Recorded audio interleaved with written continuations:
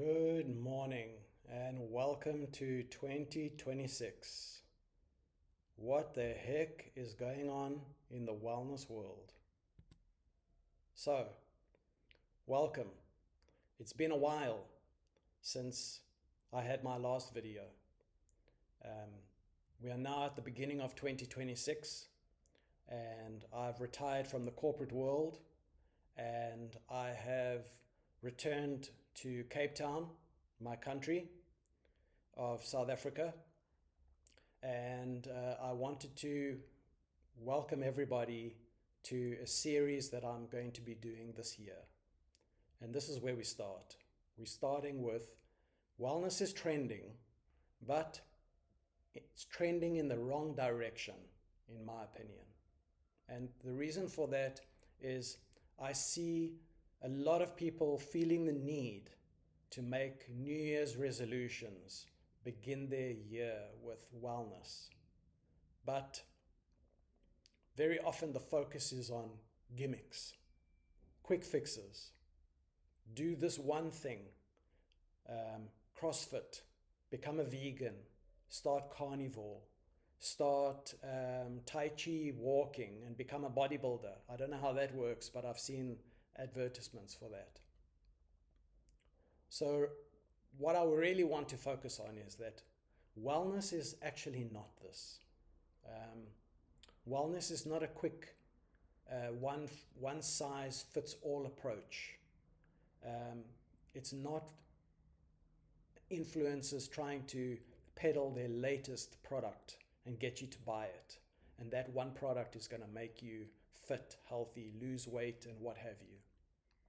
Or that if you just start to do ice baths or take saunas and spend more and more time in the sauna, or how much weights you can lift and all of these kind of things. This is actually not wellness, but it's a lot of what I'm seeing at the moment. So I really wanted to start this year by bringing everybody back into what is real wellness. And I'm going to be chatting a little bit about that today. So when we look at wellness at its core, at its essence, actually wellness is created from the inside. It's not something that you get by doing one thing. Okay? It's a way that the body responds. It's a healing response from the inside of the body to optimize, to strengthen, to become more resilient. It's a systems framework. So it's bringing all of your systems into play. Your nervous system, your hormonal system, your muscular system, everything, your immune system. All of these systems are very crucial when it comes to wellness. And the important thing is to realize is that each individual is completely unique. This is why a one-size-fits-all approach just does not work. You know, one person could be very sensitive, another person could be very resilient, and they could do exactly the same thing, but they're not going to get the same result. And often I find that this thinking and this awareness is not with people when they're beginning a wellness program. There are many elements that you need to consider. You need to consider, what is my constitution? You know, what constitution do I have that I've received through genetics and personal health history? What are the stresses that are unique to me? What are the stresses and environmental factors that are unique, that are having an influence on the body? Each person will also need more of one particular health promoter than another. So the health promotion factors can differ from one person to another. It's not this one size fits all approach.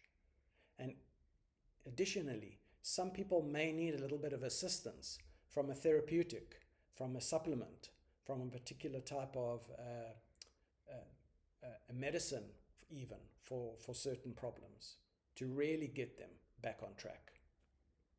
So I wanted to correct what I'm seeing at the moment in the wellness industry. You know, I've been in this industry for more than 35 years, and I've seen these trends come and go, fads come up, disappear, come back again, disappear, and it's very, very often this flavor of the month or flavor of the year kind of thing. So I wanted to start out by helping you create a map for yourself. What is it that you actually need to get yourself on track for 2026? It's very important that you go, okay, I have this inner feeling that is driving me to improve my health, improve my wellness, get back into shape, feel great. But you need a map, okay? Wellness is created from the inside out. So you need to know what is your constitution. Your constitution you get from your grandparents, your parents, all your genetics and epigenetic factors, as well as your childhood, your adolescence, and if you're an adult, even your adult years. What are the habits that have shaped you? How is it that you are where you are right now? And these different aspects of your constitution create what we call a susceptibility pattern. You can either be sensitive, or you can be very resilient, or you can be reactive, or unresponsive. And so it's important that you realize that at the beginning of creating your map. What type of constitution am I? Someone with a sensitive constitution, for example, is not going to be able to do the same very, very vigorous, hard CrossFit type training to achieve the same result as someone who's got a very resilient constitution. The sensitive person will probably start to fatigue and develop some type of injury, whereas the very resilient constitution will rapidly start to progress. And they won't really know why. So when you don't understand your constitution, sometimes you can get disheartened, or you can start to feel like, why am I not seeing the results that someone else is seeing? What am I doing wrong? And very often it is that you're not understanding your constitution. A very unresponsive constitution might take longer before they see results. So it's very important that you understand this first step. What is the map? Where am I? So to help you understand this map, I want to come back and just remind you of the wellness formula framework, of where these things fit together.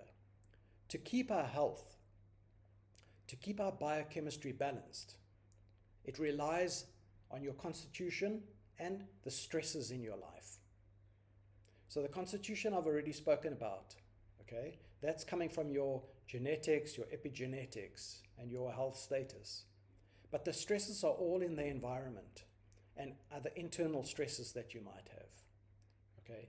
Things that are pollution, certain foods that are not really great for the body, toxins, pollutants, viruses, bacteria, all sorts of things can stress the body, as well as internal factors like your way of thinking, your mood. All of these things can also have a stress on the body. But if your constitution is stronger than the level of stresses, your biochemistry will tend to remain in a good balance and you will be feeling great. But that's not the case for most people. Most people find themselves with a challenged biochemistry. So the stresses, certain stresses in their life are starting to challenge the biochemistry. And that leads to this health decrease. The wellness starts to decrease in their system. And this often is what's prompting people to start a wellness program. They feel this challenge in their system. They're starting to put on a little bit of weight, or they're starting to get, just a little bit of fatigue, or they're not sleeping as well as they slept before. These small little challenges start to appear. and they feel their wellness going down. And that's what prompts them. Okay, I need to start something. If they don't, and some people are even in this area, is they find that their stresses have become so strong that they can overpower the constitution. And very often this will lead somebody to go into an actual imbalanced biochemistry. And when you have an imbalanced biochemistry, that's when real symptoms start to appear. So this is when often you will have some type of a disease process start to take place. Or you could have that your weight really is becoming a problem. Okay, you're getting into the stage of really overweight, your BMI is too high, or your glucose is too high, or all of these other aspects start to really show. So the real symptoms start to have a red light. Okay, something is not right. And that's very important to come back.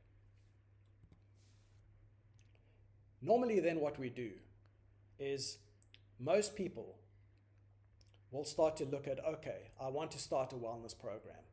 And that's what I call the health promoter.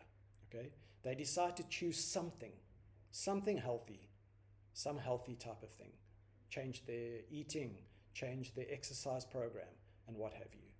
But as you will see in a few slides, I want you to realize that if you go about this the wrong way, it can take you down a path of where you feel disheartened, that something is not really working, you're not getting the results that you actually want. So it's very important that you choose the right health promoters and in the right way so that you actually get results.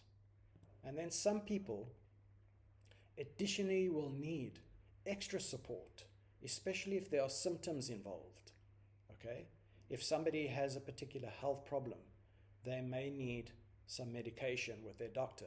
They may need to go and see a natural medicine doctor. They may need to find some additional support because they actually have symptoms that need to be controlled at the first stage to get the biochemistry back into a balance.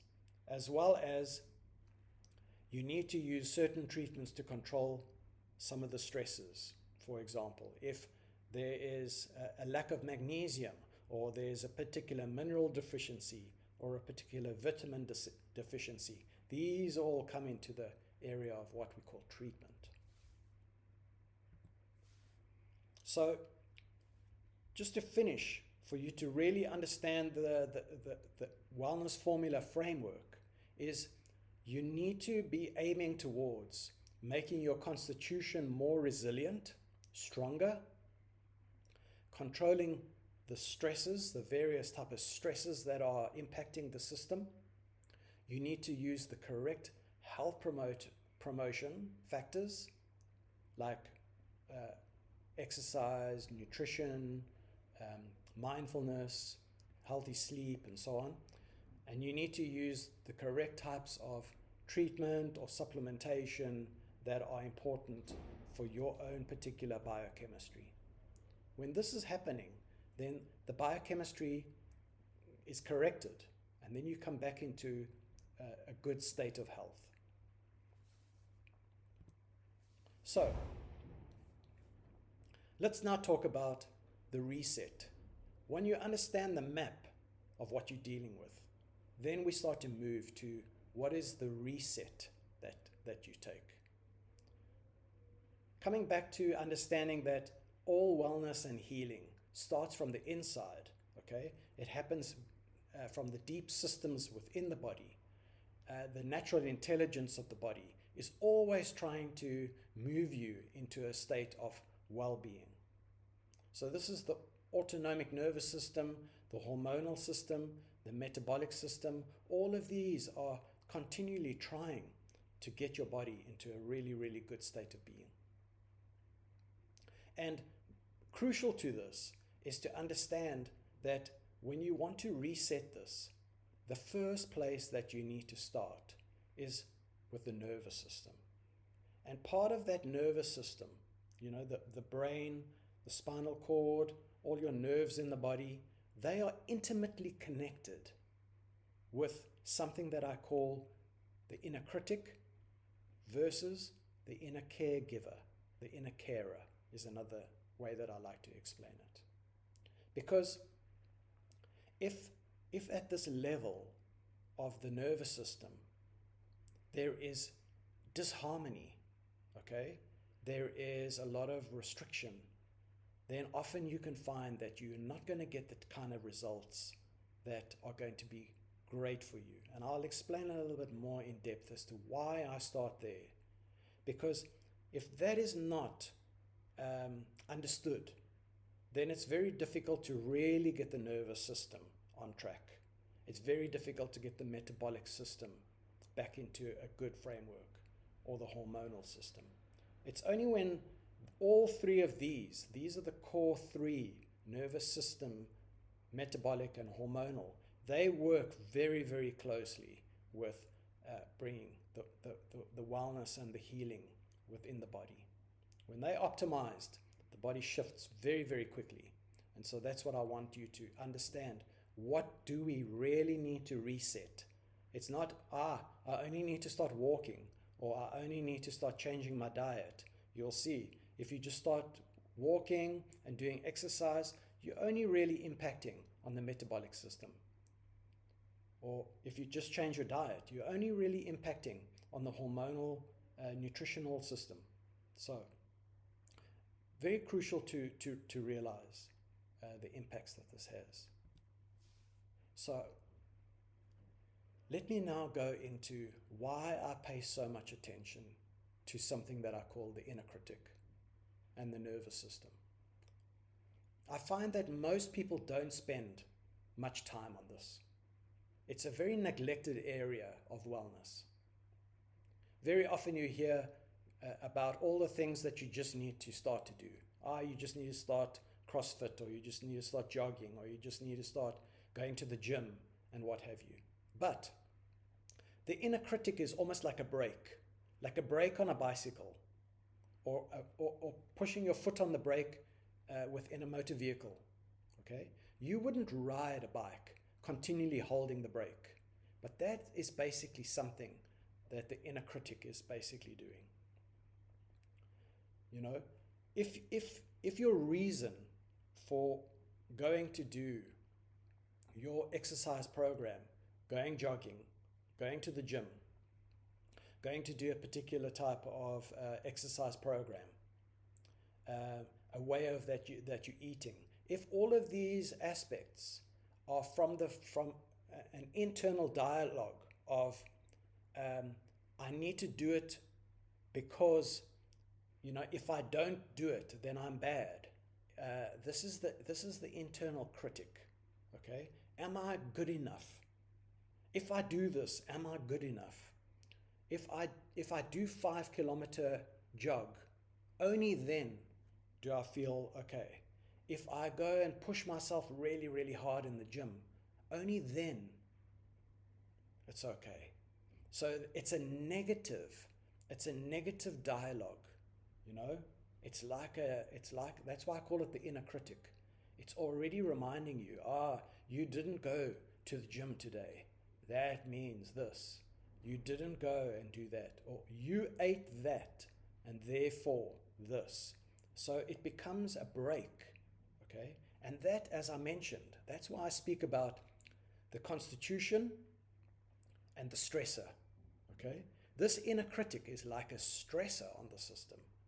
It's continually stressing the system. So you're trying this wellness, you're trying this healthy approach, but this inner critic is a break. It's going to reduce the effectiveness of what you're trying to achieve. You know? So if I ask a question often to my patients, if, for example, you feel guilt, I didn't go to do that at that level, and now I feel guilty, this is the inner critic at play. Okay? If you eat something just slightly not right, and now you start to discipline yourself in a very negative way, reward and punishment, this is the inner critic at play. And if you have very rigid, fanatical ideas you have to do it this way. You have to go all in on that. You have to do like 100 reps of something before it's actually effective. These kind of internal mental dialogues is a sign of the inner critic. And I call that a break. It's a break on the wellness system within the body. It's going to slow down your progress, actually. And I think it would be far more important to move to what I call the inner caregiver attitude. So this is part of the very, very foundation of your wellness journey. Now we are beginning 2026. And you want to really approach it, not from an inner critic perspective, but you want to approach it from a nourishing, nurturing, a coach that is wisely choosing the correct ways to promote your health. So health promotion, promoting your health, promoting your wellness, nourishing yourself, nurturing yourself is a very different attitude. That's like choosing the right bike, okay? You know that the correct bike is going to be far more efficient. That's like choosing the right exercise at the right time. It's going to be far more wise. It's going to be far more nurturing. There's going to be a nuance to it. For example, if I'm wanting to work with the inner caregiver, I often get my clients to sit down and go, okay, if you were a coach coaching someone else, how would you create a plan for them?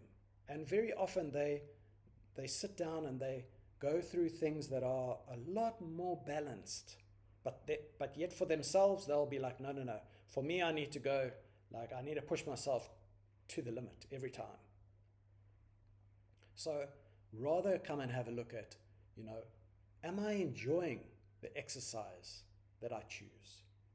Is it really something that brings me to a state of, wow, that really, really makes me feel optimized, rather than gets rid of the guilt that if I don't do it? Am I eating healthy food that nourish the body? Am I really enjoying that? Or am I just fanatical about this is bad food, this is a good food? This is a different perspective. And so I would encourage you to examine your thoughts around what is at play in my internal dialogue when it comes to my wellness. Is it the criticism, or is it the caregiver, the nurturer? What is the predominant feeling behind why you are doing what you are doing? And there is a very important reason for this, is that part of wellness is it's about longevity. It's about taking consistency forward, okay? Creating something that becomes very easy in your being, that actually continues to optimize. Now, the critic will never do that. And this is very often why I find people will start a New Year's resolution, and then after a few months, or sometimes even less, they will fail. And that is because they've got this critic. I need to go all in. I need to eat a particular way. I need to do a particular type of exercise. If I don't do it, I'm bad. If I don't do it, I'm going to fail. And then this is what tends to happen.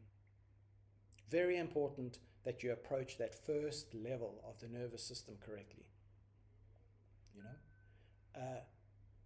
So we'll go into a couple of other things, but very important is understanding that by bringing this power into your healing system, you will choose activities and exercises that are a lot more enjoyable and are a lot more consistent.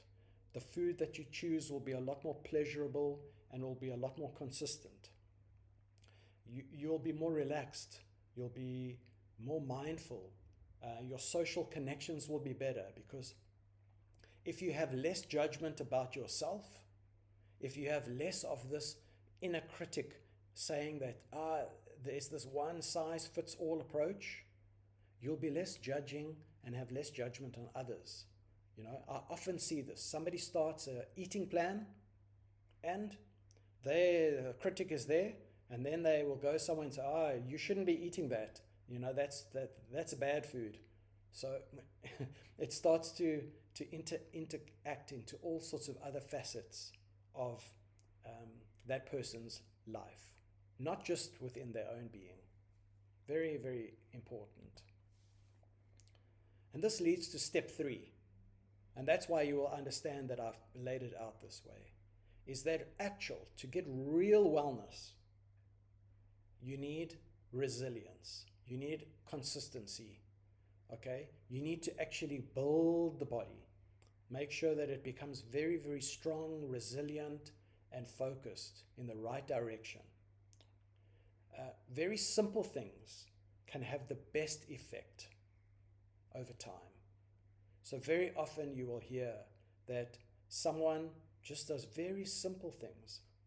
Daily walking, nice breathing, good stretching, eats natural food, okay? Nothing fanatical, just good, healthy, whole food.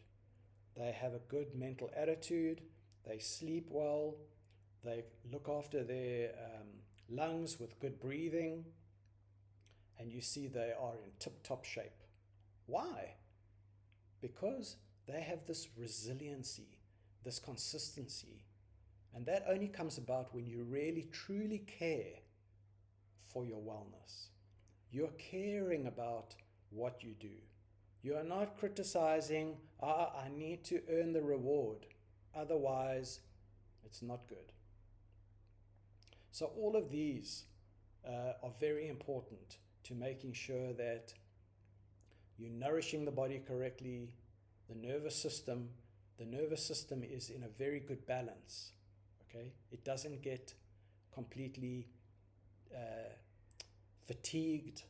It doesn't get completely blocked by this internal critic.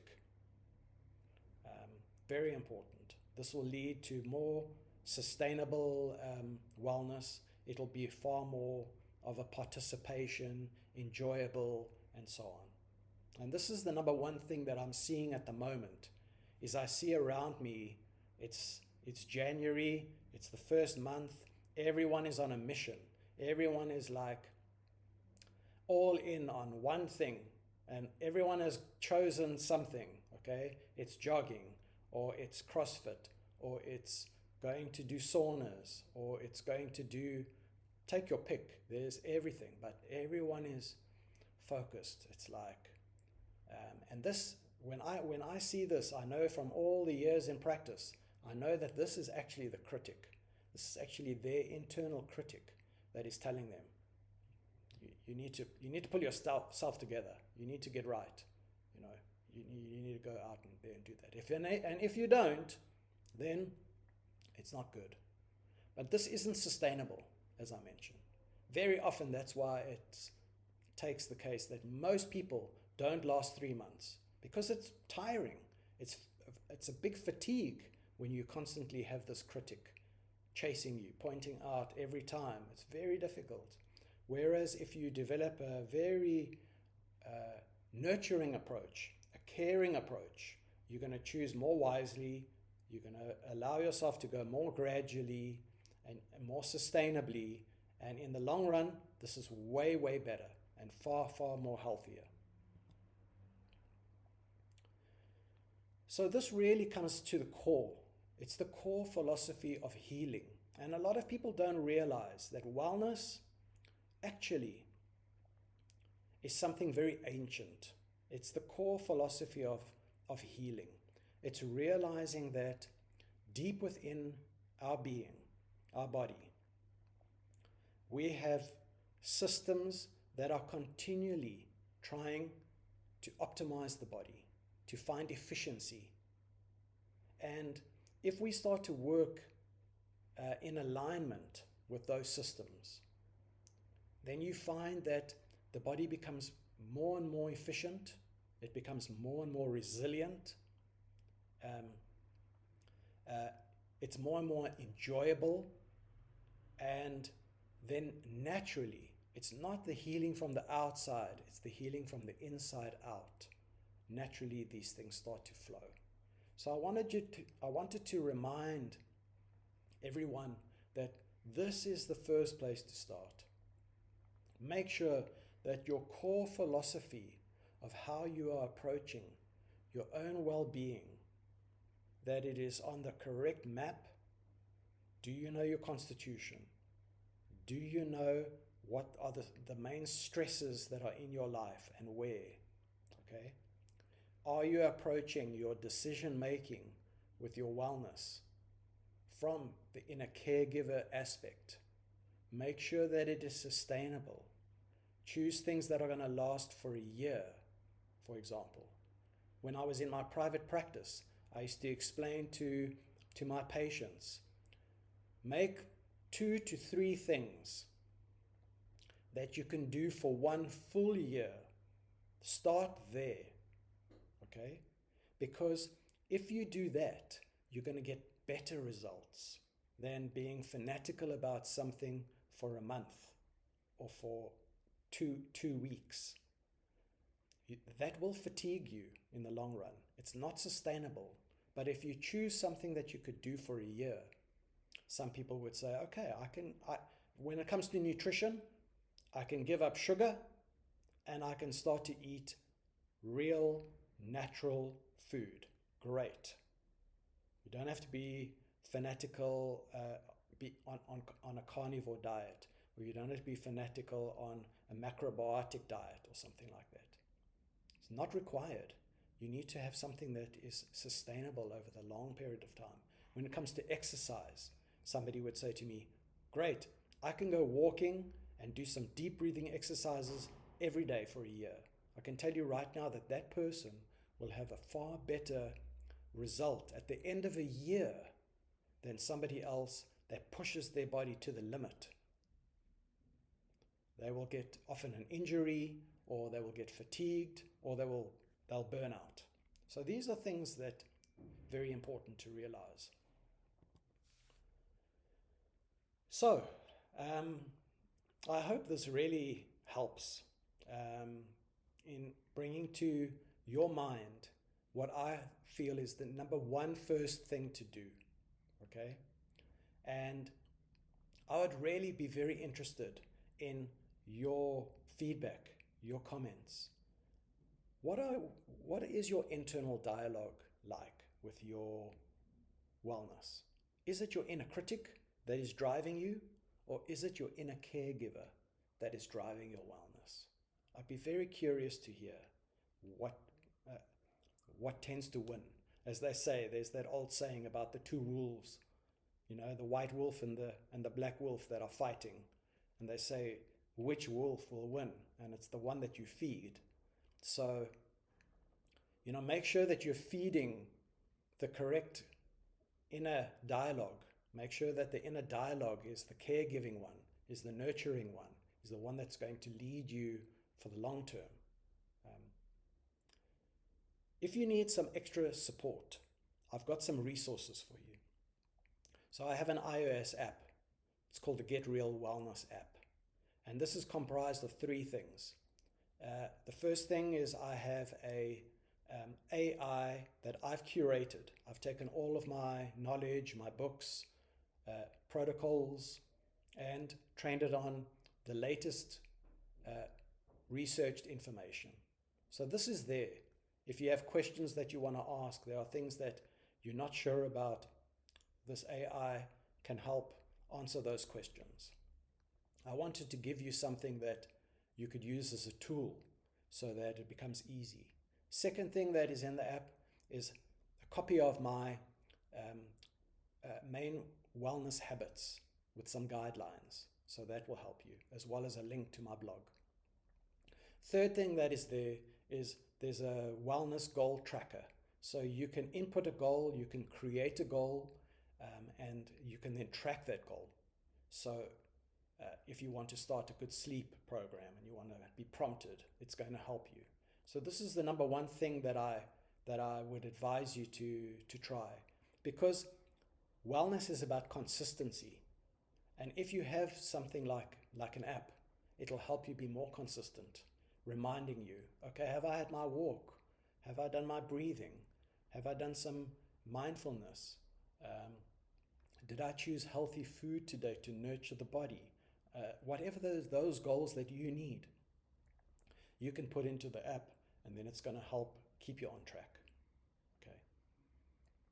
Secondly, I have my book, which I've made free. Originally, it was on Amazon. It is still there, but I wanted to spread this knowledge out. Now that I've retired, I actually want to spread this knowledge even further. And so I have taken my book and I've put it in a series of newsletter posts on Substack. So go and have a look for the link. Go read the book. It's far more in detail about the wellness formula, and it will guide you as to what are the different wellness habits that you could implement. Second book that I have also on Substack, which I also wanted to make free, was on this inner critic. Okay, the inner critic and the inner caregiver. Where does it come from? Why is it there? How can we work with it to bring ourselves into a far better balance with the inner caregiver? And that's something that I call a secular spirituality, because spirituality doesn't need to be something that is religious. Spirituality can be something that is purely based on the human condition, okay? On our the way that we are brought up as children, on how society and our parents, the impacts that they have on our way of thinking. And it's very important that you understand that you understand your thinking comes from somewhere, okay? It doesn't just magically appear. Your thinking comes from how you were actually treated as an infant, as a very, very small toddler. And as you started to grow up, all of this will have a big impact on how dominant your inner critic is, how dominant the inner carer is, and how you approach these things. So that is equally there. And then also, if you really have a particular problem and you are not finding the right approach, then you can contact me through my website, and I can help you on a more individual level. But I would encourage you that try get the basics right first. Get the basics right, start a program, and work on it, and then see how things are. Great. So please drop a comment or share some questions below. Questions that I look at below I will answer, as well as if there's something that's pretty relevant for future topics, I will make a video on that. And I'm really looking forward to this year. Now that I have a lot more time, I'm going to be putting out far more videos on very targeted aspects of wellness, on exercise and so on. But this was really, really the core. Without this, without getting this right, all the others are not so effective. So thank you again. I look forward to future videos and future interactions. Till then, thank you. Bye.